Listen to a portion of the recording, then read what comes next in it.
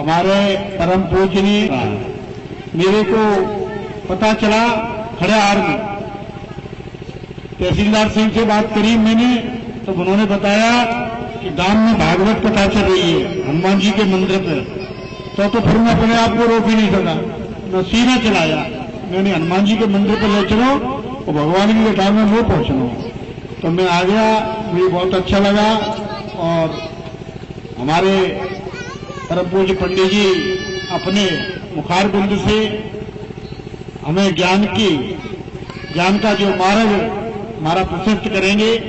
हम और आप सब लोग अधिक से अधिक संख्या में इस कथा का आनंद लें, लाभ लें, इससे अपने जीवन में आगे बढ़ें। यही मेरी आप सबको बहुत बहुत शुभकामनाएं है। और मैं ज्यादा नहीं कहना चाहता हूं। कुछ ही दिन पहले मैं भोपाल में था, तो पीडब्ल्यूडी मिनिस्टर पंडित गोपाल भार्गव जी, उनसे मेरी चर्चा हुई। तो मैंने उनसे कहा कि मैं चुनाव तो हार गया, लेकिन मेरी स्वीकृत रोड़े हैं कुछ, उनके पैसे भी आ गए, उनमें काम नहीं लगाया। तो पंडित जी ने ये कहा कि अब आपको आगे चुनाव लड़ना है और आपकी जो रोड़े हैं चुनाव से पहले हो जाएंगी। तो हमने तहसीलदार सिंह से कही कि आपके मनफूल के पुरा की रोड और बरकमा की रोड मैं चुनाव में जब वोट मांगने आऊंगा जब नंबर रह जाएंगे। तो काम शुरू हो गया है, ठेकेदार से बात हो गई है, ऊंची रोड बनेगी, पुलिया ऊंची उठ के बनेगी, भविष्य में परेशानी नहीं आवे, इसलिए उसमें और फंड दिलाने के लिए हमारा प्रयास चल रहा है। जो रोड है 1.5 करोड़ की है और उसको ज्यादा बढ़ाएंगे हम और 50 लाख रुपया और दिलवाएंगे, जिससे ये पुलिया ऊंची बनेगी, रोड ऊंची बनेगी। तो एक मेरे को नदी में आ जाएगी तो तुम निकले चले जाओगे। ये मेरा प्रयास। और मैंने बोल दिया था पहले, मैं बनूंगा तो आपकी रोडें बनेगी, चाहे भोलाराम के पुरा चले जाओ, चाहे डाब के पुरा चले जाओ, चाहे बाग के पुरा चले जाओ, चाहे इटोरा चले जाओ, चाहे माता के पुरा चले जाओ, चाहे धोवाटी की मड़ैया चले जाओ, चाहे पतारे चले जाओ, चाहे अमरागान चले जाओ, हर गांव मैंने रोडों का जाल बिछाया, पानी के लिए पेयजल की व्यवस्था की। कोई बात नहीं, हार और जीत एक अपने आप में अलग प्रसन्न है, लेकिन आप लोगों का प्यार और स्नेह मुझे हमेशा मिलता है और मुझे ये बात की उम्मीद है कि आपका आशीर्वाद मुझे मिलता रहेगा। भविष्य में भी मुझे आपका आशीर्वाद मिलता रहेगा और ये आपका जनसेवक है और आपके लिए काम और कर्तव्य और पूरी ईमानदारी के साथ करता रहेगा और आपकी रोडें दोनों बनकर तैयार होंगी, मुझे भी अच्छा लगेगा। फिर बरगमा जो पुल की है, गोपी का पुल हमसे तुम लोगों ने कही, तो गोपी के घाट पर भी पुल बनवा दिया, माता के पुरा से अम्बा जोड़ दी। अब रहेगा बरगमा को पुल। अब कितनी हद लग गई तो बरगमा को पुल की फाइल लगी है तैयार। तो हनुमान जी की कृपा है, आप सब लोगों का आशीर्वाद है, सहयोग है, तो आपको बात की चिंता मत करो, बढ़िया कथा का आनंद लो। और मैं अपनी तरफ से कथा में जो व्यवस्था करनी है बता दे भैया।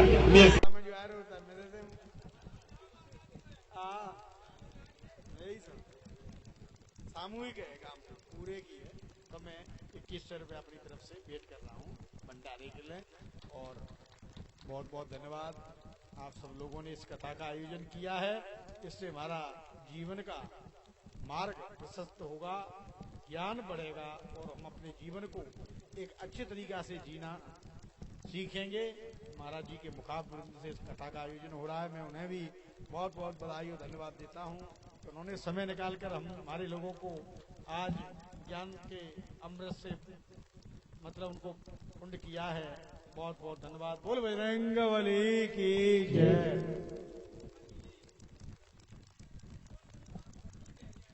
कहाँ कटेलापुरा से बरगमा की पहली डरी, यहाँ से हनुमानपुरा से बरगमू जोड़ देंगे, कहीं तो दे पुल बनेगा बरगमा पे। तेईस में आशीर्वाद दो। अब हमें ये बता दे, तुम खाली मंत्री हटाए गए और उत्तर प्रदेश के विधायक बनाए रहे हो और बातें कर रहे हो मैं की हैं। उत्तर प्रदेश के आदमी बनाए थे, 250 साल पुराना रिश्ता बतावो तो अब तो कोई रिश्ता दुनिया बाको। तो मैं तो मंत्री हो, मंत्री हटा दो तुमने। ये रोड तो ऐसे बन जाती चलते चलते में और बनेंगी, हम ही बनवाएंगे, कहीं जा रहे तो जाओ। हाँ आप नहीं, सबने वोट दे, सबका आशीर्वाद है, आशीर्वाद बना रहेगा और मैं बनवाऊंगा। कोई नहीं कहेगा ऐसे, मैं कह रहा हूँ माइक से। सिंह जी कहेंगे, को कहेगा सरकार ना, को कहेगा पैसा ना, को कहेगा कछु ना, पर गिरिराज दंडोतिया जी कहता है कि मैं संघर्ष करूंगा लेकिन आपकी समस्याओं का हल करूंगा। ये मेरा वादा है, आप चिंता मत करो। मैं इसी गांव से और 2 गांवों में जुड़वाऊंगा, बहु पड़ रहेगी। हाँ हेलो, देखिए महाराज, मैं निवेदन कर रहा हूँ, कछु कछु हमारे जो केवट हैं वे शंकु हैं, उनको मन भरेगो। जो रविंद्र सिंह तोमर को वोट दिया उनको मन भरेगो। अब आगे को कि मैं कह रहा हूँ उनको मन भरेगो, और जी आगे को तन मन धन से महाराज। ये लाइव चल रही है जो आप बोल रहे हो। हाँ देखिए, मैं कह रहा हूँ ऐसा मंत्री जे कछु हमारे लोग मूर्ख थे, भाई बंधु मूर्ख थे, ऐसा मंत्री कभी बना नहीं है। मैं कह रहा हूँ उनका फोन गया है, आज तक हमारा रविंद्र अभी तक फोन नहीं उठाया। हम कह रहे हैं किसी भी भाई का बता दो, किसी भाई का उठाया हो तो, कोई आपत्ति पड़े, कोई दुख पड़े तो। हाँ, और देखो कल हम कहते रहे जहाँ उनको समाज तहीं घूमते।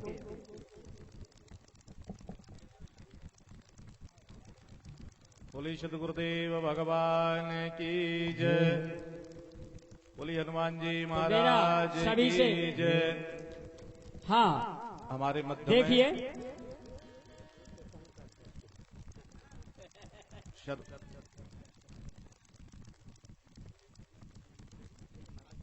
ज्यादा है, माफी चाहता हूँ।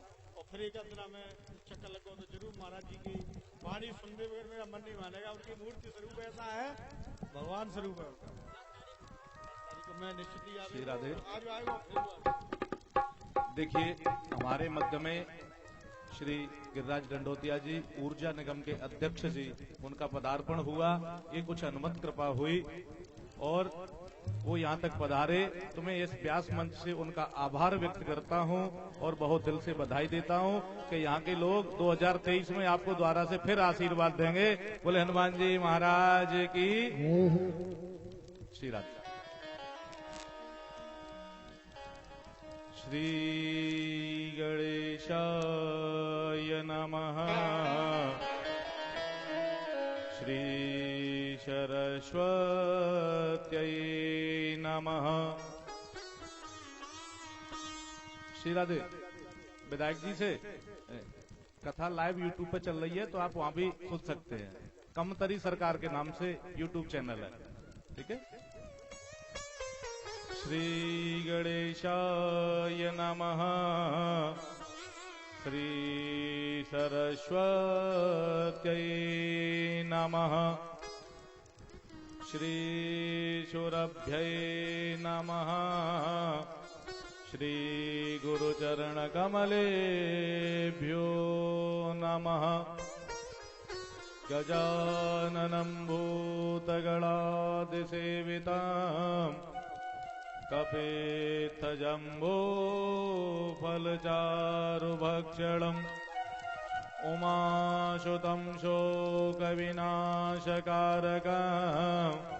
नमामि विघ्नेश्वरपादपङ्कजम्। के आश्री स्वयं सुकृतिनां भवनेष्वलक्ष्मी पापात्मनां कृतधियां हृदयेश बुद्धि श्रद्धा शतं कुलजना प्रभवस्य लज्जा तं त्वं नतास्म परिपालय देवि विश्वम्। कैवर्णानामर्थसङ्गानां रसानां छन्दसामपि मङ्गलानां च करत्तारौ के वन्दे बाणे विनायकौ। के नीलाम्बुजश्यामलकोमलाङ्गम् सीताशमारोह पितवामभागम् पाणौ महाशायकचारुचापम् नमामि रामं रघुवंशनाथं। गुरुर्ब्रह्मा गुरुर्विष्णु गुरुर्देवो महेश्वरः। गुरुः साक्षात् परब्रह्मः तस्मै श्रीगुरवे नमः। अखण्डमण्डलाकारं व्याप्तं येन चराचरं तत्पितं दर्शितं येन तस्मै श्रीगुरवे नमः। नारायणं नमस्कृत्य नरं चैव नरोत्तमं देवीं सरस्वतीं व्यास ततो जयमुदीरये।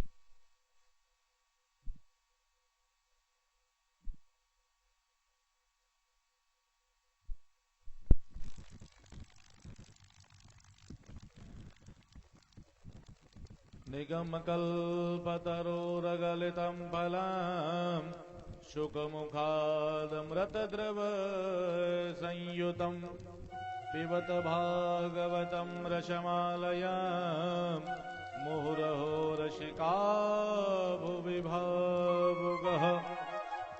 कियतुलितबलधामं हेमशैलावदेहं धनुजवन कृशानं ज्ञानिनामग्रगण्यं सकलगुणनिधानं वानराणामधीशं रघुपतिप्रियभक्तं वातजातं नमामि।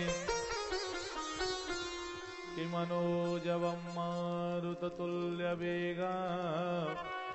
जितेन्द्रियाम्बोधिमतां वरिष्ठं वातात्मजं वानरयूथमुख्यं श्रीरामदूतं शरणं प्रपद्ये।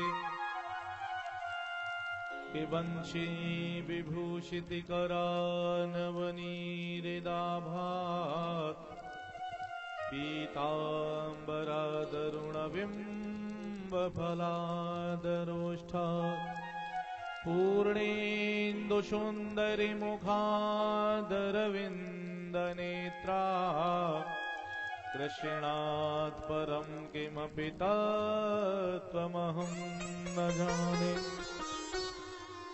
यधेयं सदा परिभवग्नमभीष्टदोहं तीर्थास्पदं शिवविरञ्चिनुतं शरण्यं। वृत्यार्तिहं प्रणतपालभवाब्धिपूतां वन्दे महापुरुष ते चरणारविन्दम्। जय जय श्री राधारमण जय जय नवल किशोर जय गोपीचितचोर प्रभु सुजय जय माखन चोर। राधा मेरे स्वामिनी मैं राधे तेरो दास। जन्म जन्म मोह दीजियो श्री वृंदावन को वास। कक्षु माखन को बलवड़ो कक्षु गोपन करी सहाय।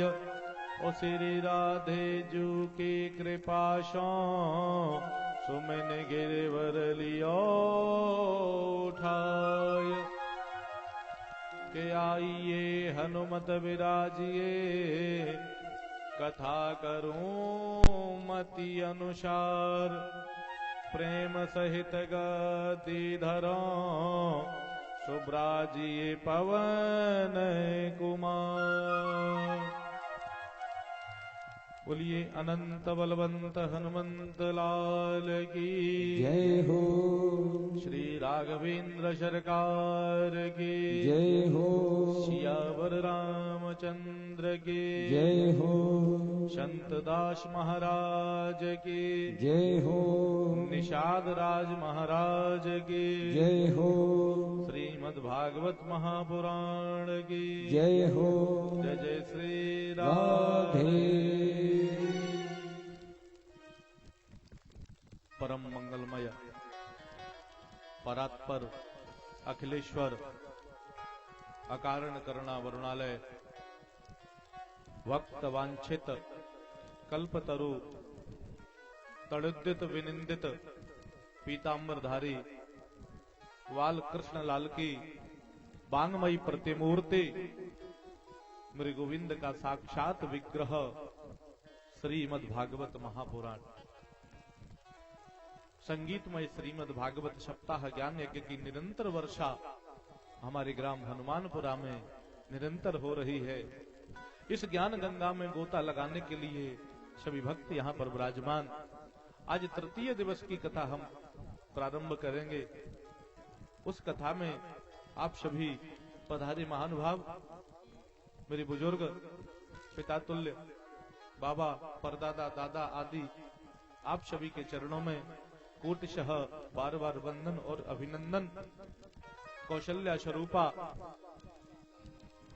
मैया सती अनुसुईया के चरित्र पर चलने वाली और सती अनुसुईया का अनुगमन करने वाली भक्ति स्वरूपा विराजमान मेरी मां, आप सबके चरणों में कोटिशः वंदन और अभिनंदन करते हुए ये पुष्प वाटिका के खिले हुए फूल, रंग बिरंगे बाल गोपाल, उनको इस व्यास मंच से मेरा स्नेह करते हुए और मंच पर विराजमान वर्ण ब्राह्मण, उनके चरणों में कोटिशः वंदन और अभिनंदन करते हुए आज की कथा हम प्रारंभ करेंगे।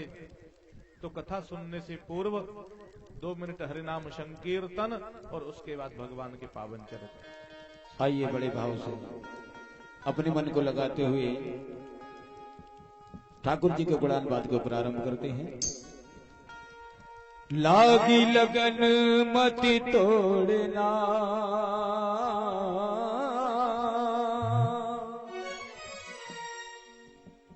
हो श्याम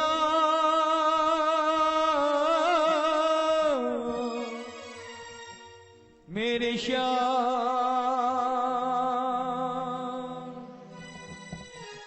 मेरे श्याम, मेरे श्याम।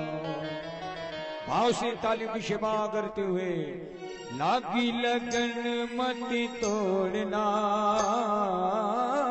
लागी लगन मति तोड़ना, हरि जी मोरी लागी लगन मति तोड़ना, मोरी लागी लगन मति तोड़ना, ओ लागी लगन मति तोड़ना,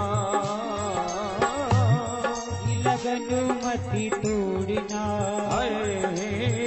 लागी लगन मति तोड़ना, हरि जी मोरी लागी लगन मति तोड़ना, हरि जी मोरी लागी लगन मति तोड़ना।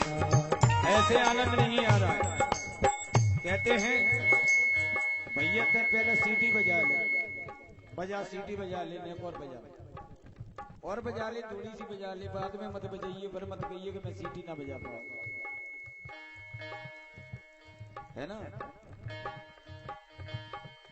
देखो भजन में तालियां वो नहीं बजाते जिन्हें कोई गम होता है। भजन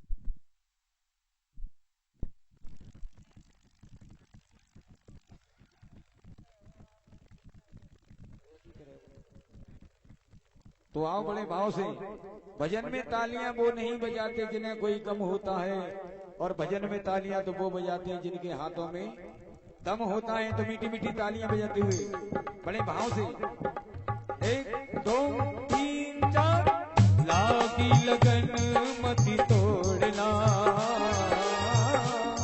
लगन मति तोड़ना, ओ प्यारे लागी लगन मति तोड़ना, हरि जी मोरी लागी लगन मति तोड़ना, हरि मोरी लागी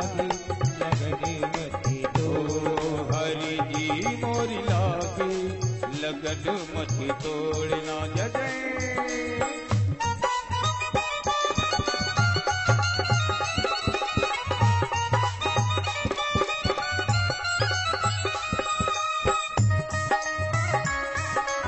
हे हरि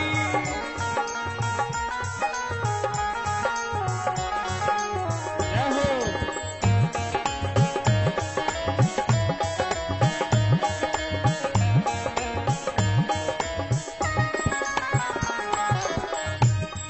ओ खेती बोई मैंने तेरे नाम की, खेती बोई मैंने तेरे नाम की। ओ खेती बोई मैंने तेरे नाम की, तेरे नाम की, तेरे नाम की, तेरे नाम की। खेती बोई मैंने तेरे नाम की, खेती बोई मैंने तेरे नाम की। जो भगवान के भरोसे अपनी खेती को बोते हैं। खेत क्या है? ये हमारा जीवन ही तो खेत है। इस खेत में हम सभी जूझ रहे हैं, लेकिन भगवान के भरोसे छोड़ो तो क्या होगा? मेरे भरोसे मत छोड़ना हो प्यारे, मेरे भरोसे मत छोड़ना हो प्यारे, मेरे भरोसे मत छोड़ना। हरि जी मोरी लागे लगन मत तोड़ना, हरि मोरी लागे लगन मत तोड़ना। हरि जी मोरी लागे लगन मत तोड़ना। हरि मोरी लागे लगन मत तोड़ना। जय जय बिहारी जी जय हो।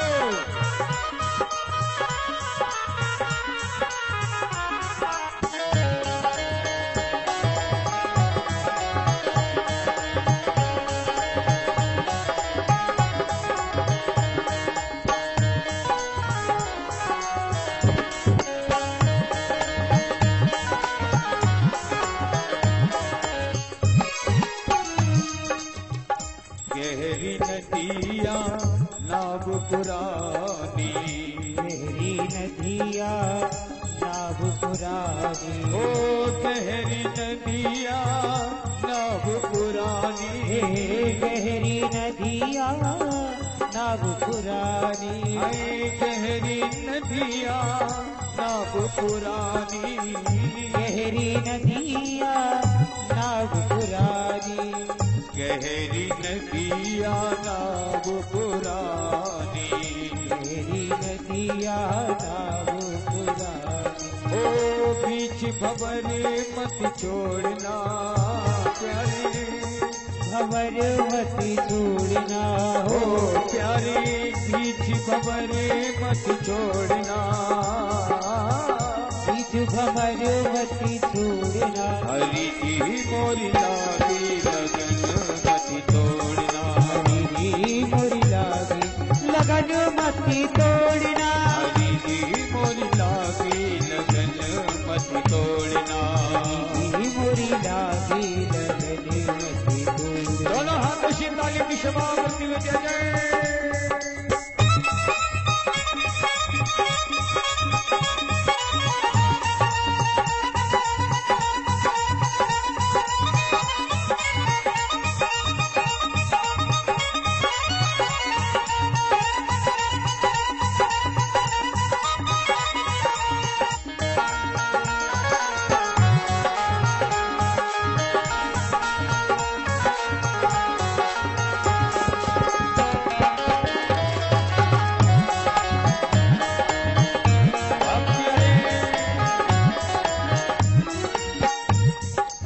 और कहते हैं प्रभु से कहे प्यारे, तू ही मेरा सेठ है, तू ही साहूकार है, तू ही मेरा सेठ है, तू ही साहूकार है।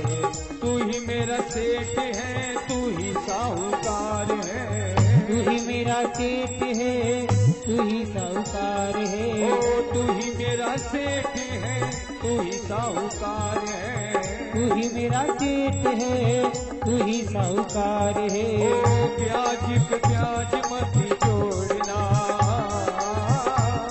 ब्याज पे ब्याज मत जोड़ना, हाय प्यारे ब्याज पे ब्याज मत तोड़ना, ब्याज पे ब्याज मत जोड़ना।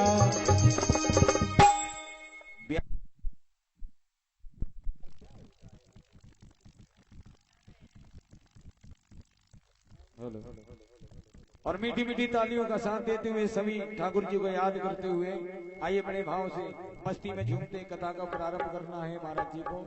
तो बड़े भाव से हरि जी मोरी लागे लगन,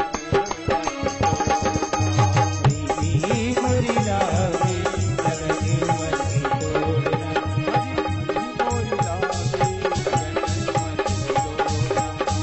हरी मोरी लागे लगन मत तोड़ना,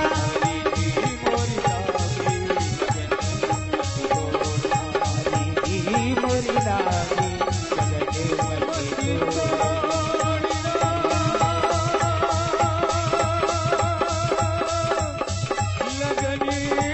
मत तोड़ना। मेरे श्याम ओ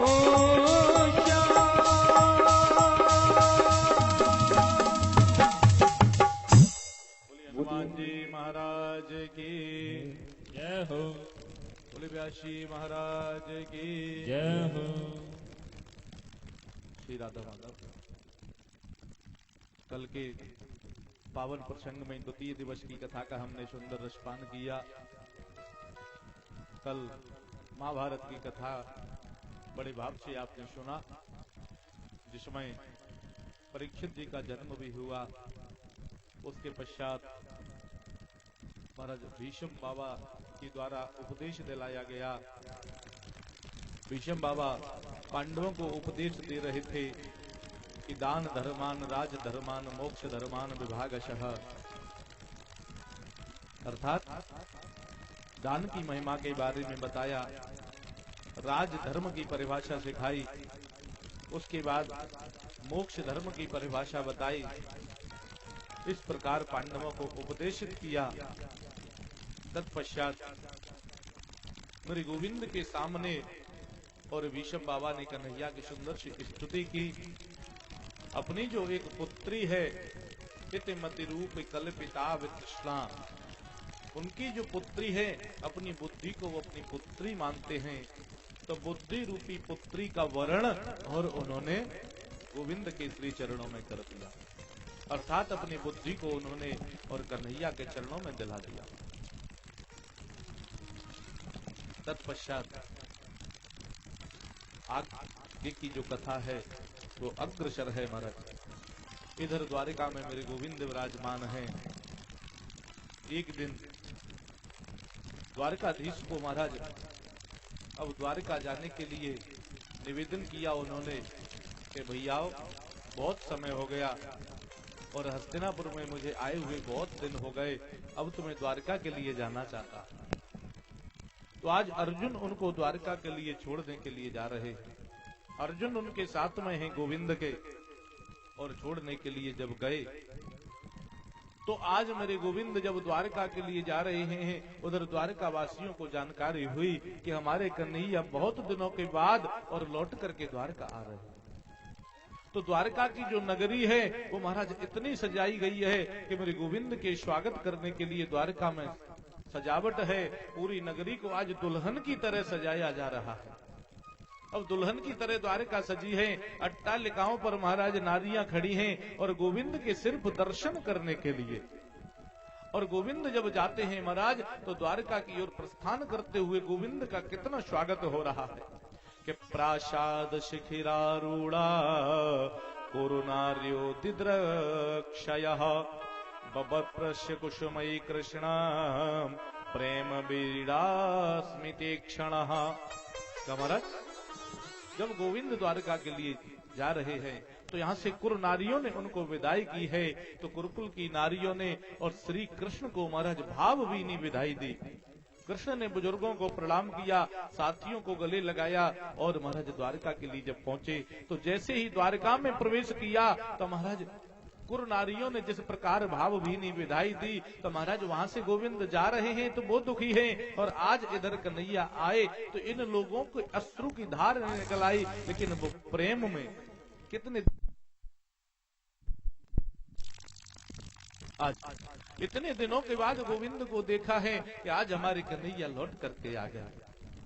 इस प्रकार जैसे ही उन्होंने गोविंद को देखा तो कोई गोविंद पर पुष्प वर्षा हो रही है और गोविंद का सुंदर स्वागत किया गया, लेकिन मेरे गोविंद ने इस स्वागत पर ध्यान नहीं दिया, किसी की ओर मेरे गोविंद का ध्यान नहीं गया, और गोविंद तो सीधे द्वारका में जैसे ही पहुंचे तो सर्वप्रथम मैया देवकी और रोहिणी के पास गए, और मैया देवकी रोहिणी के चरणों में सिर रख करके उन्होंने प्रणाम किया। और प्रणाम महाराज क्यों किया जाता है?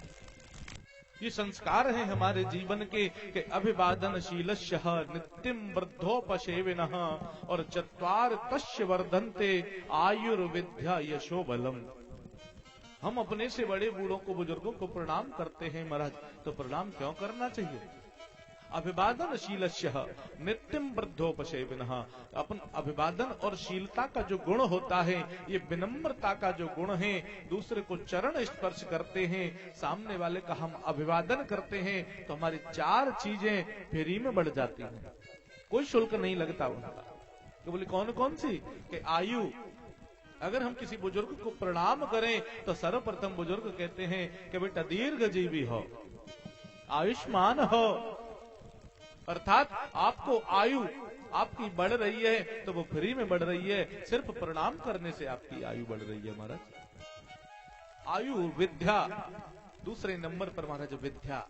अगर कोई विद्यार्थी बुजुर्गों को प्रणाम करता है तो वो कहते हैं बेटा खूब होशियार हो, बोले विद्वान बनो, इस प्रकार आशीर्वाद मिलता है। तो आप कोई शुल्क थोड़ी दे रहे हो, ये सब निःशुल्क मिल रहा है सिर्फ प्रणाम करने से। अभिवादनशीलस्य नित्यं वृद्धोपसेविनः चत्वार तस्य वर्धन्ते आयुर्विद्या यशो बलम। यश बढ़ जाता है व्यक्ति का। यश कहते हैं नाम, कि खूब नाम रोशन करो, तो नाम की महिमा महाराज, नाम बढ़ जाता है। और बलवान हो, यही तो आशीर्वाद मिलता है।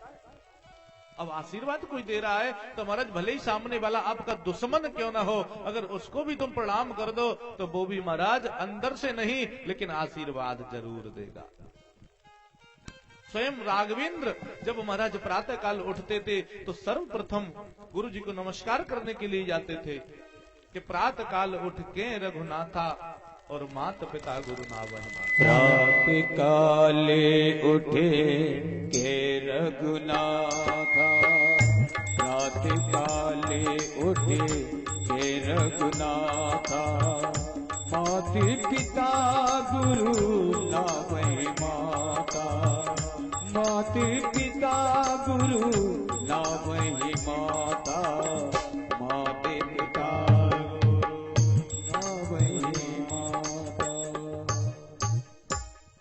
महाराज साक्षात श्री कृष्ण हैं, वो मैया के चरणों में प्रेम कर रहे हैं। वही राघवेंद्र करते हैं कि वो प्रत्येक दिन माता पिता और गुरु के श्री चरणों में महाराज अभिवादन करते हैं। अब साक्षात त्रिलोकी पति, त्रिलोकी के नाथ महाराज, वो भी अपने माता पिता का सम्मान करते हैं। और हम क्या कहते हैं? थोड़े महाराज जवान हुए, शादी हो गई, बच्चे हो गए, तो बोले आपने हमारे लिए किया क्या है? सर्वप्रथम यही कहने प्रारंभ कर देते हैं। जैसे ही माता पिताजी से कोई अनबन हुई कि बोले तुमने हमारे काजा करे काजा हो, तो बोले हमने आपको जन्म दिया, पढ़ाया लिखाया, शादी कर दी, और क्या करें? कि बोले ये तो सगाई जने करते हैं, जहां में तुमने का अलग ते करता है। तो ये समय का प्रभाव है, लेकिन ये नहीं करना चाहिए। तो सुंदर बच्चे सुंदर कब होते हैं कि माता शत्रु पिता वैरी ये न वालो न पाठिता। तो अपने बच्चों को सुंदर संस्कार देना ये हमारा कर्तव्य है। तो बच्चों को सुंदर शिक्षा दें और सुंदर संस्कार दें। संस्कार कैसे? धर्मवत संस्कार होने चाहिए महाराज। जब बच्चों में संस्कार अच्छे होंगे तो हमारी आने वाली पीढ़ी भी अच्छी होगी, और जब पीढ़ी आने वाली अच्छी होगी तो भारत का भविष्य भी अच्छा होगा महाराज। ये अब बुजुर्ग हैं तो ये बुजुर्गों के कंधे पर भारत का भविष्य नहीं है, आने वाली पीढ़ी वो भारत का भविष्य है। तो महाराज भारत के भविष्य को हमको सुधारना है तो पहले छोटे बच्चों में सुंदर संस्कार डालने हैं, ये बुजुर्गों को नहीं सुनाना है। बुजुर्ग तो उनका तो निकल गया, लेकिन अब जो आने वाली पीढ़ी है उनमें सुंदर संस्कार और सुंदर शिक्षा उन्हें देंगे, तब कहीं जाकर के हमारा भविष्य सुधरेगा। अब ये राघवेंद्र हैं तो वो भी महाराज माता पिता को सम्मान करते हैं, लेकिन सम्मान न करना ये किसके प्रति आता है कि शुष्क काष्ठान मूर्खाश्च न नमन्ति कदाचन नमन्ति फलिनो वृक्षा और नमन्ति गुणिनो जनः। विनम्रता किसके अंदर आती है? सामने वाले को जो झुकता है तो हमारा झुकाव किसके अंदर आता है? नमन्ति फलिनो वृक्षा, कि जो फलदार वृक्ष होता है वो फल के वजन से अपने आप नीचे को झुक जाता है। उसी प्रकार विद्वान व्यक्ति, महाराज पढ़ा लिखा व्यक्ति, तो महाराज उसके अंदर विद्या ददाति विनयम, जो पढ़ा लिखा होगा तो उसके अंदर विनय अपने आप आ जाती है। विद्या ददाति विनयम, विनयम ददाति पात्रताम, और जिसके अंदर विनम्रता आ जाए तो फिर महाराज पात्रता तो अपने आप आ जाती है उसकी। लेकिन शुष्क वृक्ष मूर्खाश्च, सूखा हुआ वृक्ष माने बांस और मूर्ख ये कभी नव नहीं सकते। शुष्क वृक्ष मूर्खाश्च न नमन्ति कदाचन, सूखे वृक्ष को अगर आप नवाने की सोचोगे तो महाराज वो नवेगा नहीं बल्कि टूट जाएगा। उसी प्रकार मूर्ख है तो मूर्ख को आप कितना भी समझाओ वो समझेगा नहीं। तो ये कौन होते हैं कि तुलसी पिछले पापसों और हरि चर्चा न सुहाए, के ओंघे के लरे मरे के घर को उठ जाए। तो ये कौन है? ये पापी जीव हैं कि उनको हरि चर्चा सत्संग अक्षय नहीं लगता, कारण ये पूर्व जन्म का उनका पाप है। तो ऐसे पापी कभी कथा में नहीं आ सकते महाराज। जो भाग्यशाली जीव होगा, जिसके भाग्य में हर चर्चा होगी, वही तो मिल सकता है। लोग कहते हैं कि पंडित जी एक बात बताओ कि हमने ऐसे ऐसे पापी देखे महाराज अत्याचारी, और महाराज बड़े बड़े पैसे वाले हो जाते हैं वो तो वो कैसे हो जाते हैं? आप तो आज उनका देख रहे हो, लेकिन पूर्व जन्म उनके शायद अच्छे रहे हो। शुतदारा और लक्ष्मी पापीहू के घर होए। तो महाराज धनवान होना ये कोई बड़ी बात नहीं, ये तो पापी भी हो सकता है, लेकिन सत्संग में कौन बैठेगा? सत्संग में वही बैठ सकता है जिसके प्रति उसका पाप हावी न हो। उसी प्रकार महाराज मेरे जो गोविंद हैं तो साक्षात त्रिलोकी के पति नारायण, तो महाराज वो क्या है? वो ये नहीं कह रहे हम क्या कर रहे हैं, लेकिन उनको देख करके हम सीख तो सकते हैं। राघवेंद्र जैसे महाराज जो पूरे जगत पिता हैं, वो माता पिता को प्रणाम करते हैं, तो क्या हम सीख भी नहीं सकते कि माता पिता को प्रणाम किया जाता है, माता पिता का गुरु का सम्मान किया जाता है? तो करना भी चाहिए कि माता पिता गुरु की बानी और बिना विचार करिए शुभ जानी। ये माता पिता होते हैं जीवन में, गुरु होते हैं हमारे जीवन में। ये कभी कोई गलत राह नहीं दिखाते, गलत मार्ग नहीं दिखाते, ये सदैव अक्षी राह दिखाते हैं। क्षण भर के लिए हमको लगता है कि हमारे माता पिता हमारे बारे में कुछ नहीं सोच रहे, अरे वो बहुत कुछ सोचते हैं आपके बारे में, लेकिन आप नहीं सोचते कि वो कितना सोच सकते हैं। तो मेरे गोविंद जो हैं आज उन्होंने आकर के और द्वारका में जब पहुंचे तो सर्वप्रथम अपनी मैया देवकी के श्री चरणों में उन्होंने सिर रख करके प्रणाम किया, दंडवत किया, साष्टांग हो गए। मैया ने उठा करके अंक पास भर लिया और गले में लगा लिया, मेरे गोविंद को आंचल से ढक लिया, दुलार कर रही है माँ। और मेरे गोविंद महाराज द्वारका में जैसे ही पहुंच गए, अब कन्हैया तो पहुंच गए द्वारका, और इधर महाराज क्या हो रहा है? धीरे धीरे महाराज उधर क्या होता है कि एक दिन हस्तिनापुर की जो घटना है कि हस्तिनापुर में एक रोज अब पांडव जो हैं वो विजयश्री तो मिल गई। पांडवों के ताऊ हैं महाराज धृतराष्ट्र, तो धृतराष्ट्र का तो महाराज कुछ नहीं हुआ, लेकिन पुत्र सब मर गए। अब धृतराष्ट्र और गांधारी की सेवा महाराज पांडव इस प्रकार करते हैं मानो कि उन्होंने कुछ किया ही न हो। उनके ताऊ हैं, बड़े भाव से प्रणाम करते हैं। सुबह पहुंच करके सभी पांडव प्रणाम करते हैं, आशीर्वाद लेते हैं कि ताऊ जी हमें आशीर्वाद दो, हम राजपाट को अच्छी तरह से चलाएं। देखिए उन पांडवों के चरित्र कि जिन ताऊ ने महाराज पक्षपात किया, अपने बक्से की महाराज उन्होंने ओर ली, आज उन्हीं ताऊ को और महाराज पांडवों के टुकड़ों पर पलना पड़ रहा है। विचार करिए ऐसे भाव। अब एक रात्रि के मध्य में क्या होता है कि महाराज जो धृतराष्ट्र हैं, तो धृतराष्ट्र के पास में घूमते घामते कहीं से और विदुर जी आ गए। तो विदुर जी जो हैं वो तो महाराज दासी पुत्र थे। अब दासी पुत्र होने के नाते अब विदुर जी प्रधानमंत्री तो अब है नहीं, लेकिन प्रधानमंत्री वो अब क्यों नहीं है, उसका कारण था वो दुर्योधन। कि आज विदुर जी धृतराष्ट्र को समझाने के लिए आए, उसी प्रकार एक बार पहले भी आए थे। अब जो पहले आए थे वो चरित्र अपन आगे सुनेंगे, लेकिन अभी की जो कथा है वही अपन। तो महाराज आज विदुर जी आए हैं और धृतराष्ट्र को समझा रहे हैं, अरे राजन आप सब कुशल मंगल तो है? क्या बोले हाँ। कि अरे पांडव आपको अच्छा भोजन कराते हैं। अरे विदुर जी क्या बताएं आपको, ये भीम है तो भीम मुझे इतना प्रेम से खिलाता है, इतना प्रेम से खिलाता है कि कुछ पूछो ही मत। कि अच्छा कि हाँ, और युधिष्ठिर तो मुझे इतनी सेवा करता है कि राज्य में कुछ भी करेगा तो मुझसे पूछ करके करता है। और अर्जुन की तो मैं क्या कहूं, अरे अर्जुन तो कुछ भी कार्य करे तो सर्वप्रथम मेरे पास आता है कि ताऊ जी फलाना काम करना है, और ये पांचों भाई मेरी सेवा करते हैं, और द्रौपदी भी मेरी सेवा करती है। कि अच्छा कि हाँ। आज विदुर जी ने महाराज कर्कश वाणी थोड़ी सी बताई और कहा, एक इशारा दे दिया कि जिन पांडवों को तुम मारने की चेष्टा करते थे और आज उनके टुकड़ों पर पड़ रहे हो, एक कुत्ते की भांति खाना खा रहे हो, तुमको अच्छा लगता है क्या? अब धृतराष्ट्र को महाराज विदुर जी ने समझा बुझाया, और समझाने के बाद में जैसे धृतराष्ट्र को ये सारी शब्द बताए तो धृतराष्ट्र जी को भी आभास हो गया, और आधी रात के मध्य में ही और चले गए। अब सुबह जैसे ही प्रातः काल हुआ तो प्रातः काल में आज सभी पांडव जब आते हैं और आकर के महाराज उनके कक्ष में जाकर के पहुंचते हैं, तो आज ताऊ जी वहां पर नहीं है। तो हस्तिनापुर में महाराज शोक की लहर दौड़ गई और सभी पांडव रो रहे हैं और रोते बिलखते हुए विचार कर रहे हैं, अरे हमसे कोई भूल हो गई क्या कि हमारे ताऊ जी हमें छोड़ करके चले गए? अरे भीम तुमने कुछ कह तो नहीं दिया ताऊ जी से? बोले नहीं भैया मैंने कुछ नहीं कहा। इस प्रकार वो आपस में वार्ता कर रहे थे कि महाराज उसी क्षण महाराज नारद जी का पदार्पण होता है, और नारद जी के माध्यम से उनको जानकारी हो गई कि बोले उनको ढूंढिए मत, वो तो विदुर जी के साथ में चले गए।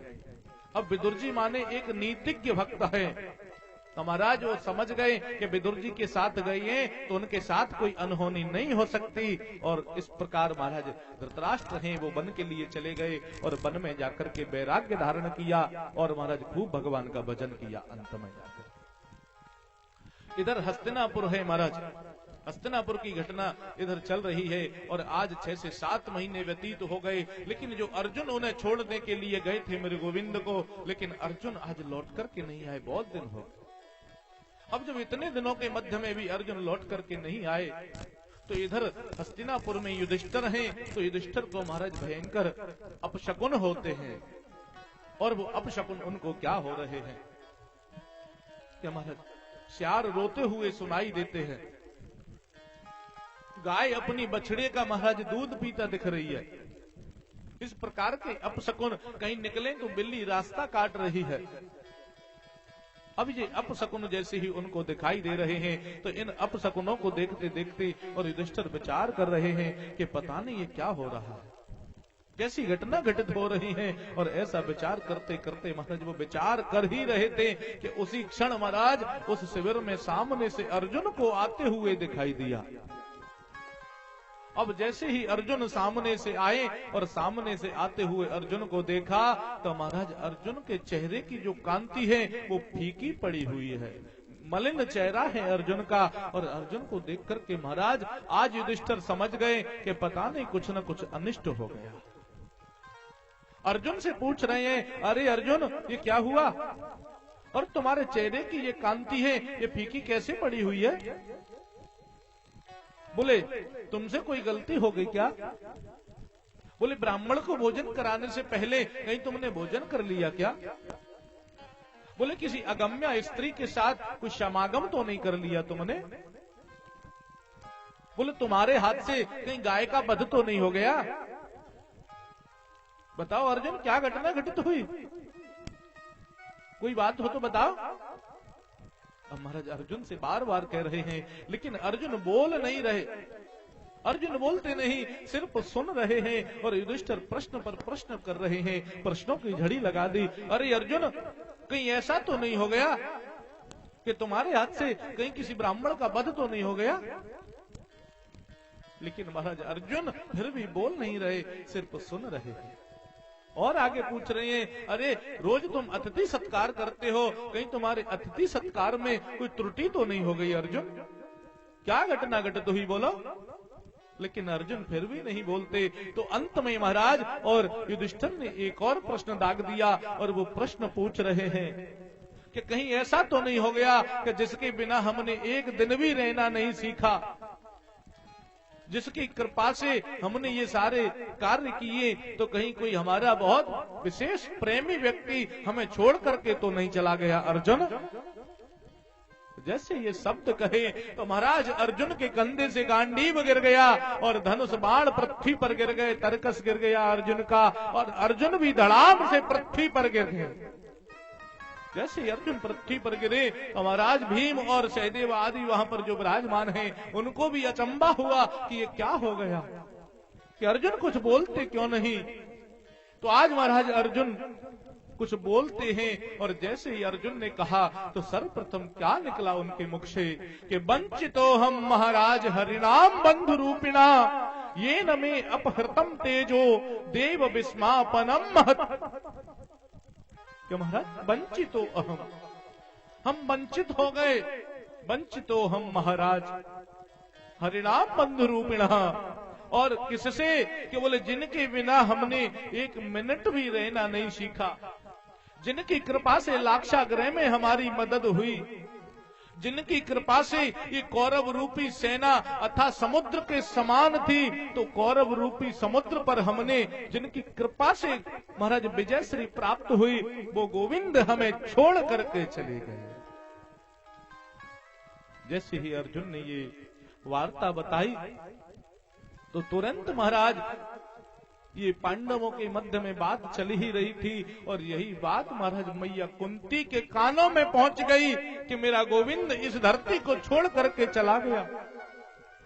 जैसे मैया कुंती ने ये शब्द सुने तो क्या होता है कि राम राम कहे और राम राम कहे राम, तन पर इह रघुबर बिरहो और राव गए सुरधाम। जिस प्रकार महाराज दशरथ जब सुमंत लौट करके आते हैं और राघवेंद्र से बहुत अनुनय विनय की, लेकिन राघवेंद्र वन को चले गए। उसके पश्चात लौट करके सुमंत जब लौट के आए तो आने पर महाराज दशरथ ने सिर्फ एक ही प्रश्न पूछा कि सुमंत आ गए? क्या बोले प्रभु आ गए। क्या बोले राम को नहीं लाए? तो उन्होंने सिर्फ इतना कहा कि मैंने बहुत समझाया और मैंने आपकी शपथ भी दिलाई, लेकिन राम लौट करके नहीं आए। जैसे ये शब्द दशरथ जी के कानों में पड़ा तो महाराज तुरंत मेरे दशरथ जी ने अपने सबसे बड़े पुत्र श्री राम के वियोग में और तुरंत उस शरीर को छोड़ दिया कि राम राम कहे और राम राम कहे राम, तन पर इह रघुवर विरह और राव गए सुरधाम। तुरंत दशरथ जी का प्राणांत हो गया। तो जिस प्रकार महाराज उधर त्रेता में दशरथ जी ने अपने प्राण छोड़े, उसी प्रकार आज यहाँ पर द्वापर के समय में और मैया कुंती ने प्राणों को छोड़ दिया। कृष्ण कृष्ण महि कृष्ण, कृष्ण कृष्ण कहते हुए और उन्होंने महाराज अपने शरीर को तुरंत छोड़ दिया। तो ये क्या है? ये मैया कुंती को वरदान था, मेरे गोविंद ने दिया कि जिस दिन मुझे मालूम हो कि गोविंद धराधाम को छोड़कर चले गए तो तुरंत मैं इस धाम को छोड़ दूं। तो आज मैया कुंती ने भी अपने शरीर को छोड़ दिया। महाराज मैया कुंती के शरीर के संपूर्ण संस्कार किए गए। संस्कार आदि करने के बाद में अब तो महाराज जो धर्मराज हैं, तो धर्मराज ने भी निर्णय ले लिया कि जब जिसके बिना हमने रहना नहीं सीखा तो फिर हम इस धराधाम पर रहकर के करेंगे क्या। आज महाराज उन पांडवों ने अपने जो पौत्र हैं और उस पौत्र को बुला लिया, और वो पौत्र है महाराज परीक्षित। अब परीक्षित को महाराज जो बच्चे होते हैं तो बच्चों के लिए संस्कार होते हैं कि लाल ये 5 वर्षाणी 10 वर्षाणी ताड़येत प्राप्ते तु 16 वर्षे पुत्र मित्र वदाचरेत। कि महाराज जो बालक है तो 5 वर्ष तक उसका लालन पालन करना चाहिए, पर 10 वर्ष तक उसको ताड़ ना देनी चाहिए, और जब बच्चा 16 वर्ष का हो जाए तो महाराज मित्रवत व्यवहार करना चाहिए। अब परीक्षित जो हैं वो छोटे से बालक हैं महाराज, और परीक्षित को वो सुंदर से उपदेश कर रहे हैं। और परीक्षित को महाराज क्या सिखा रहे हैं? परीक्षित से उन्होंने कहा है कि बेटा 3 बातें अपने जीवन में रख लेना। क्या बोले कौन सी? कि पहली तो ये रख लेना कि जो होगा उसे मैं कभी रोक नहीं सकता, ये ध्यान रखना। और जो नहीं होगा वो मैं कभी कर नहीं सकता, और जो प्रभु कर रहे हैं फिर उसमें टेंशन क्यों महाराज। इस प्रकार महाराज उन्होंने जो परीक्षित को सुंदर से उपदेश दिए कि अपनी आंखों के आगे पाप होते हुए मत देखना, और शरण में कोई आ जाए तो शरणागत की रक्षा करना, और अतिथि का सत्कार करना, ये उपदेश परीक्षित को दिए। और उपदेश देकर के परीक्षित को राजगद्दी पर अभिषिक्त कर दिया। परीक्षित को राज सौंप करके महाराज, और वो पांडव सब चले गए कहाँ के लिए? वो स्वर्गारोहण कर गए। अब जब स्वर्गारोहण किया तो महाराज सभी पांडव और स्वर्ग पर चढ़ाई करते करते और उनका शरीर बीच में ही गलता चला गया।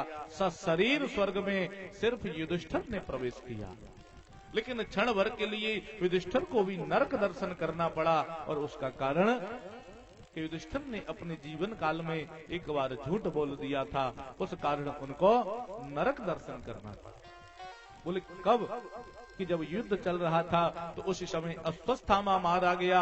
अश्वस्थामा मारा गया ये घोषणा हुई तो द्रोणाचार्य ने कह दिया कि मेरा वीर पुत्र है वो मर नहीं सकता, और मैं तुम्हारी बात मान नहीं सकता। वे भीम से बात हो रही थी। बोले अगर युधिष्ठिर कहें कि अश्वस्थामा मारा गया तो मैं मान लूंगा कि मेरा पुत्र मारा गया।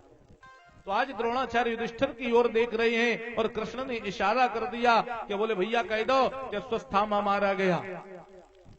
अब युधिष्ठिर जो है वो विचार कर रहे हैं कि मुझे मालूम नहीं है तो मैं कैसे कह दूं, लेकिन गोविंद कहलाना चाहते हैं। लेकिन गोविंद की बात में उन्होंने वैसे नहीं कही। उन्होंने कहा था कि कह दो अश्वस्थामा मारा गया, लेकिन युधिष्ठिर ने क्या कह दिया कि अश्वस्थामा हत कि नरोवा कुंजरोवा।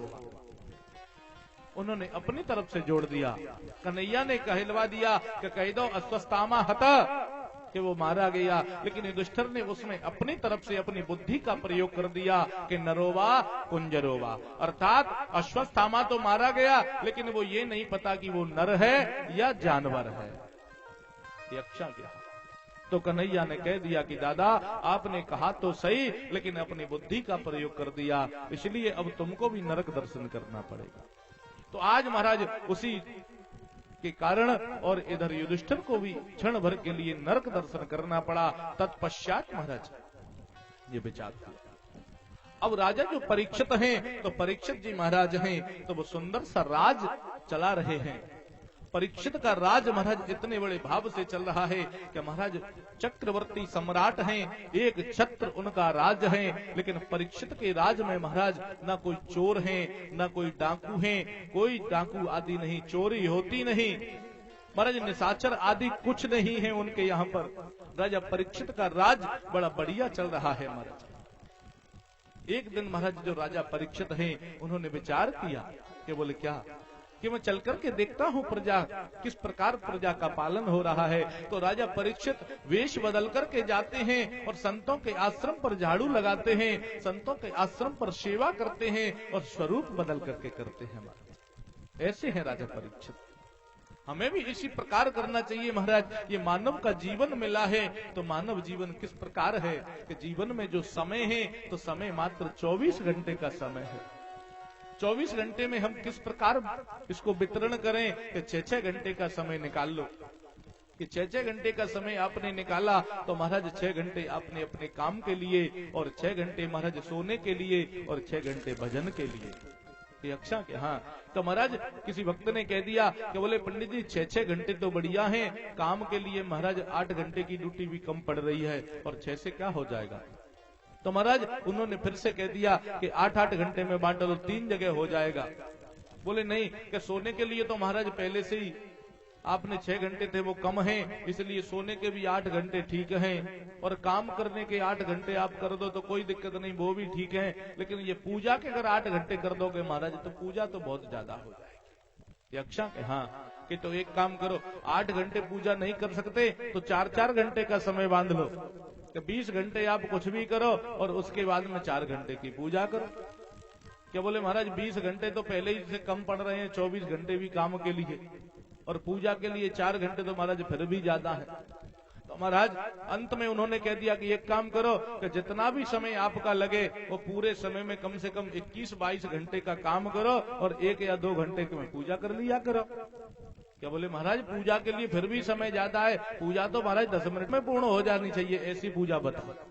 यक्षा के हाँ, तो महाराज ये व्यक्ति के भाव हैं, और भाव कैसे हो जाते हैं महाराज देवताओं के प्रति, भगवान के प्रति।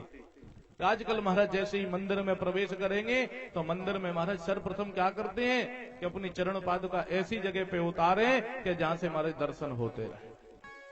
अब आए और आकर के चरण पादुका पे निगाह जा रही है बराबर, जूते चप्पल महाराज उतार के बगल में आए हैं, सामने हनुमान जी के सामने खड़े हैं और हनुमान जी से कहते हैं हाथ जोड़ करके कि त्वमेव माता, जूतों की तरफ देख करके कह रहे हैं कि पिता त्वमेव, फिर हनुमान जी की तरफ देख लिया कि त्वमेव बंधुश्च, फिर जूतों की तरफ देख लिया कि सखा त्वमेव। अब पता ही नहीं चल रहा है कि पूजा किसकी कर रहे हैं, कि हनुमान जी की के जूतों की है?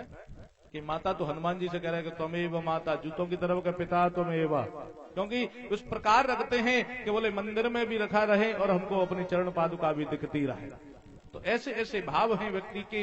इस प्रकार महाराज मेरे गोविंद कहते हैं कि बनावटी मत करो, अगर करना है तो भाव से करो, कि भाव को भाव अनख आलसहु और नाम जपत मंगल दिश दशहु। भाव को भाव अनख आलसहु, भाव को भाव अनख आलसहु, भाव को भाव अनख आलसहु, भाव को भाव अनख आलसहु, भाव को भाव अनख आलसहु, भाव को भाव अनख आलसहु, भाव को भाव अनख आलसहु। नाम जपति मंगल निस दसहु, नाम जपति मंगल निस दसहु, नाम जपति मंगल निस दसहु। तो आज महाराज संत भगवान कह रहे हैं केवल भगवान के पास अगर चलना है तो ये बनावटी बनकर के मत जाओ। क्यों कि शूर्पनखा बनकर के आई थी कि मुंह में आंत नहीं, पेट में दांत नहीं महाराज, 60 वर्ष की टोकरी और बनकर के आई छोकरी है? तो बनकर के मत आओ। भगवान के पास अगर जाना है तो कैसे, जैसे हो वैसे ही जाओ, कि मोह कपट छल छिद्र न भावा। इस प्रकार महाराज मेरे गोविंद हैं, तो उनके सामने और ये बनकर के मत जाओ, जैसे हो वैसे ही जाओ, तो वो विशेष कृपा करते हैं महाराज। इधर जो राजा परीक्षित हैं, उनका जो समय है बड़ा सुंदर सा समय उनका चलता है। धर्मात्मा राजा हैं, चक्रवर्ती सम्राट हैं, और राजा परीक्षित ने एक बार विचार किया कि चलो दिग्विजय करते हैं महाराज। तो धीरे धीरे राजा परीक्षित हैं, उन्होंने अपनी जो सेवा है और सेवा के माध्यम से अपने राज्य की जो सीमा है, तो उन्होंने राज्य की सीमाओं को बढ़ाना प्रारंभ कर दिया। राजा परीक्षित के राज्य की सीमा महाराज पूरे इस भारतवर्ष पर एक छत्र राज्य उनका चल रहा है। भारतवर्ष को आर्यावर्त कहते हैं महाराज। तो आर्यावर्त के सम्राट राजा परीक्षित, एक दिन महाराज उन्होंने मन में क्या विचार किया कि मैंने अपने खजाने को नहीं देखा है कि खजाना कितना है।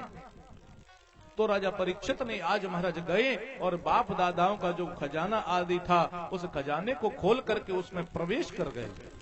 जैसे ही खजाने को खोल करके अंदर जाते हैं राजा परीक्षित, तो वहां पर एक बहुत सुंदर सा मुकुट रखा हुआ था। उस मुकुट को देख करके राजा थोड़े से मोहित हो गए।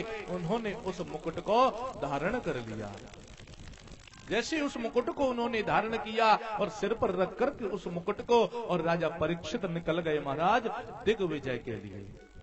और जैसे ही राजा परीक्षित दिग्विजय के लिए जा रहे हैं तो रास्ते में एक सुंदर कौतूहल देखा उन्होंने, और ऐसा आश्चर्य देखा कि क्या महाराज, उन्होंने आश्चर्य देखा एक बैल है, काला काला पुरुष है, उसके हाथ में नग्न तलवार है, और वो उस बैल के पीछे दौड़ रहा है और बैल को मारने का प्रयत्न कर रहा है।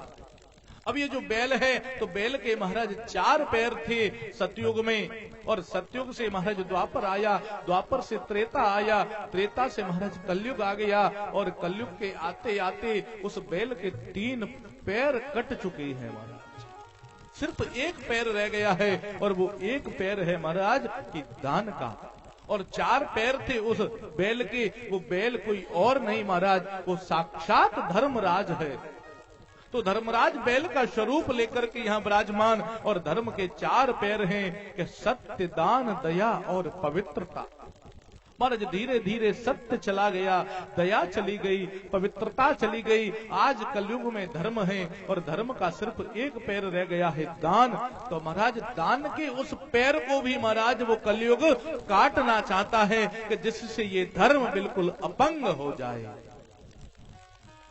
अब महाराज कलयुग मारने को लिए तैयार है, और वो बैल जो है, वो बैल एक गाय के पास पहुंच गया, और उस गाय के पास जैसे ही पहुंचा तो गाय और बैल की परस्पर वार्ता होती है। तो गौ माता ने जब उसको देखा तो पूछा है कि ये तुम्हारी दशा किसने कर दी? आज वो बैल है, धर्म रूपी बैल, और उन मैया से कह रहा है कि अरे मैया, अब मैं किसको दोषी बनाऊं इस जगह पर? कि क्यों? अगर मैं कहता हूं कि मुझे कलयुग ने दंडित किया है तो नहीं कह सकता, क्योंकि बहुत सारे विद्वान हैं, लेकिन वो विद्वान क्या कहते हैं कि कर्म प्रधान, कर्म प्रधान विसृज राखा, कर्म प्रधान विसृज राखा, हो कर्म प्रधान विसृज राखा, कर्म प्रधान विसृज राखा, जो जस करे सो तस फल जाका, जो जस करे सो तस फल जाका। तो आज महाराज वो बैल कह रहा है कि अगर मैं कहूं कि मेरी ये दशा कलयुग ने कर दी, तो बड़े विद्वान हैं, तो विद्वान मनीषी आदि कवि हैं, वो कहते हैं कि क्या कि कर्म प्रधान विश्व रच राखा। ये तो कर्म की गति है।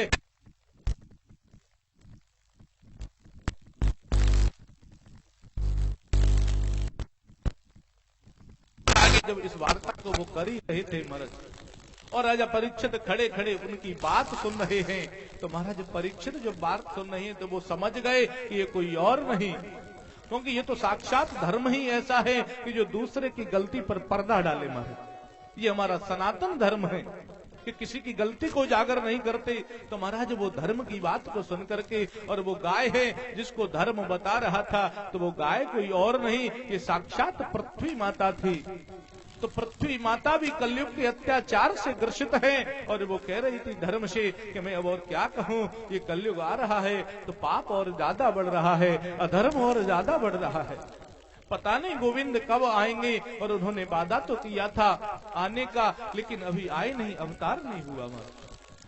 इस प्रकार उनकी वार्ता चली रही थी, और परीक्षित इस बात को सुन रहे थे। और उसी समय महाराज क्या होता है कि सामने से काला काला पुरुष और हाथ में नग्न तलवार लिए और आकर के ललकारता है उनको, बैल को महाराज। उसी समय महाराज परीक्षित ने ललकार लगा दी, रे दुष्ट दुरात्मन खड़ा रहे। जैसे ही उसने सुना ये कौन, राजा परीक्षित को देख करके थर-थर कांपने लगा। अब जैसे वो थर-थर कांपने लगा तो राजा परीक्षित की शरण में आ गया, और परीक्षित के चरणों में आकर के महाराज साष्टांग हो गया।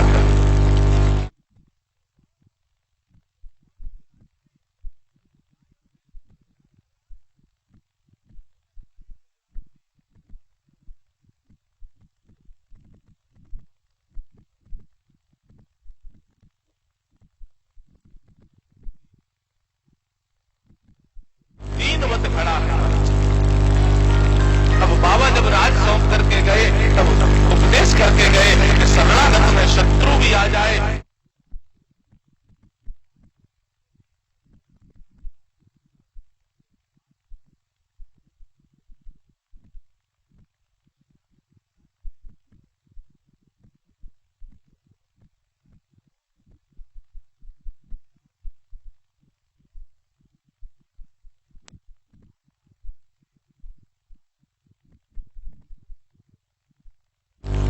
परीक्षित से प्रश्न कर रहा है, लेकिन परीक्षित ने कहा कि कहीं भी जा, लेकिन मेरे राज्य से निकल जाओ। उसके बाद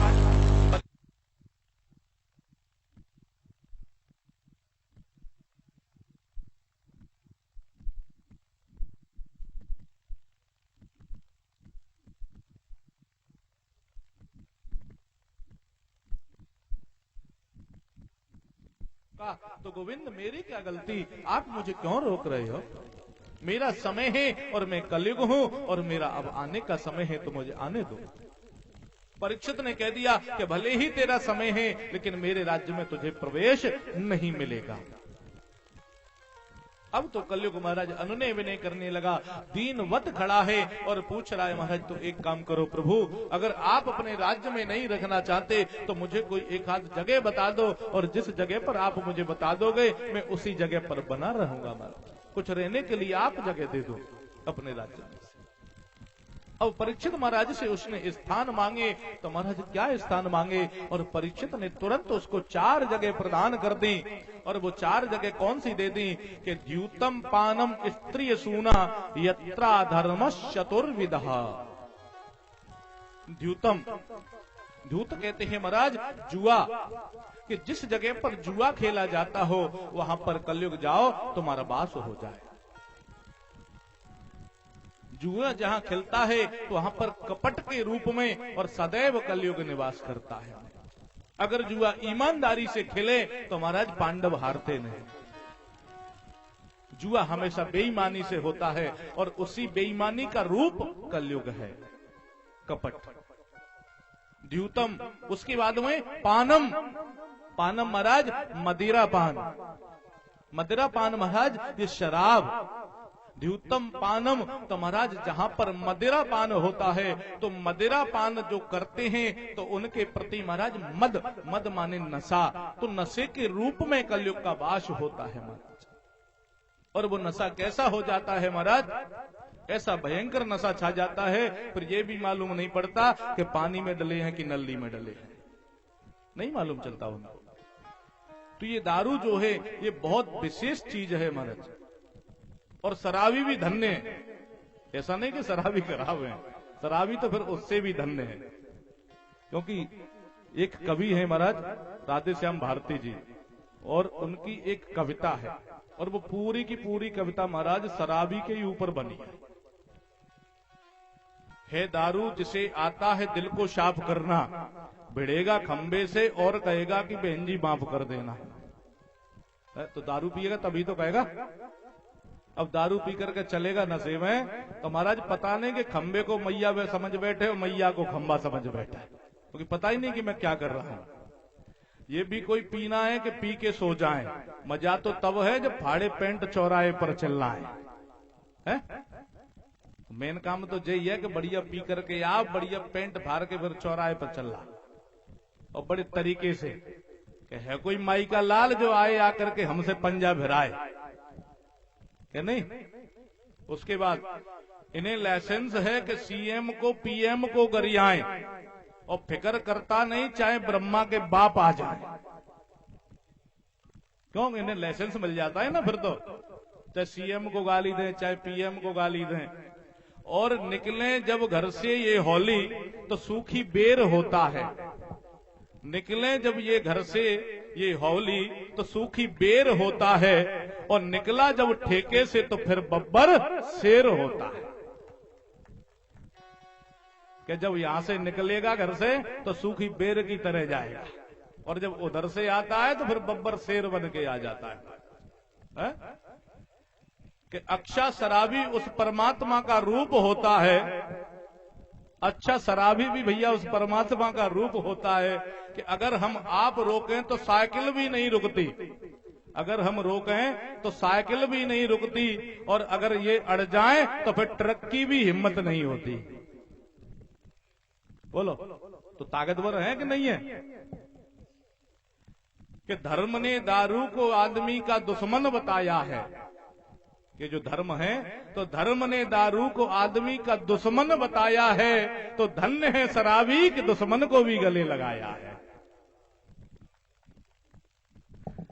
श्री राधा माधव, ये सब भागवत जी के मध्य की बातें नहीं है, लेकिन आज मुझे कुछ ऐसी चर्चा मिली जिस वजह से मैंने ये बात कही है। अब वो समझदार लोग हैं तो खुद ही समझ गए होंगे कि मैं व्यास मंच से क्या कहना चाहता हूं। भैया, आप सबसे हाथ जोड़ करके निवेदन है, आप बड़े प्रेम से ये जो खाना पीना आप करो, तो ये हनुमान जी का दरबार है, तो कृपया दरबार में प्रवेश ना करें।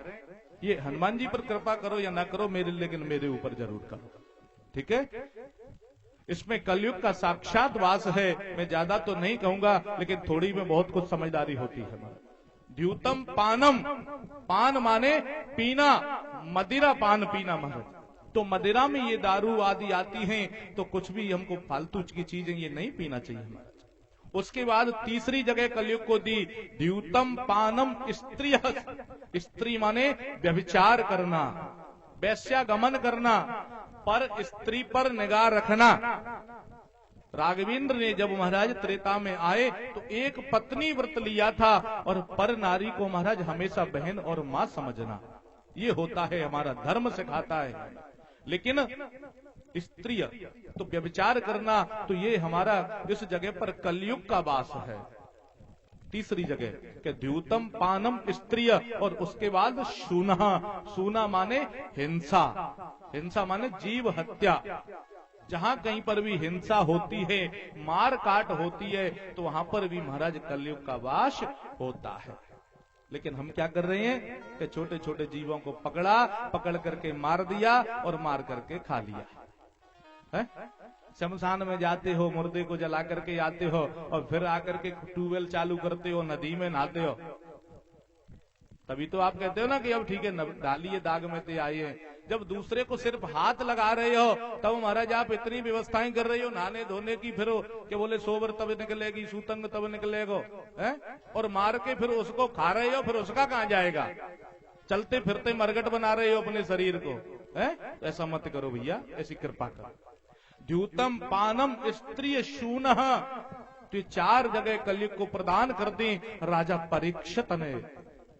अब चार जगह जब परीक्षित को मिल गई, तो महाराज परीक्षित ने हाथ जोड़ करके कहा, वो कलयुग ने कहा हाथ जोड़ करके कि राजन, ये आपने मुझे चार जगह जो प्रदान कर दी महाराज, तो चारों जगह आपने ऐसी दे दी महाराज कि एक भी जगह इसमें अच्छी नहीं है। चलो महाराज तुमने जगह दे दी, तो चलो मैं उस जगह में रह लूंगा, तो मेरे रहने के लिए तो जगह ठीक है, लेकिन प्रभु एक बात बताओ कि कबू कबू घरे में मानू आ जावे, सगे संबंधी आ जावे, तो बिने बैठा रहे के लिए महाराज एक बढ़िया सा हॉल तो अच्छा दे दो, कोई अच्छी जगह तो एक आध प्रदान कर दो। तो राजा परीक्षित के मुख से न जाने महाराज देवी क्या महाराज ऐसा भगवत इच्छा है कि महाराज ठाकुर जी की कोई इच्छा हो गई कि उनके मुख से पता नहीं क्यों ऐसा निकल गया कि जाओ स्वर्ण में तुम्हारा वास हो जाए। ओहो, सोने में कलयुग को स्थान दे दिया। तो महाराज यहाँ विद्वानों ने प्रश्न लगा दिया कि बोले महाराज एक बात बताओ, गीता में भगवान ने स्वयं कहा है कि धातु नाम अस्मि कांचनम। भगवान स्वयं कह रहे हैं, जब विभूति योग का वर्णन करते हैं और महाराज विराट स्वरूप को दिखाते हैं, तो उस समय भगवान खुद कहते हैं कि मार्गशीर्षो अयम, कि जो महीना है तो महीनों में अगेन का महीना मेरा रूप है, वृक्ष है तो वृक्षों में पीपल मेरा रूप है, उसी प्रकार जो धातु है तो धातुओं में स्वर्ण मेरा ही रूप है।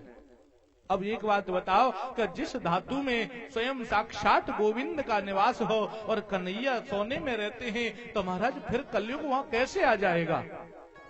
अब शंका आ गई, तो शंका का समाधान भी होगा कि बोले जो मेहनत से कमाया हुआ सोना है, पसीने से कमाया हुआ सोना है, तो महाराज उसमें गोविंद का वास है, और जो पाप से कमाया गया, चोरी से लाया गया, डकैती से लाया गया जो सोना है, तो उसमें कलयुग का वास है।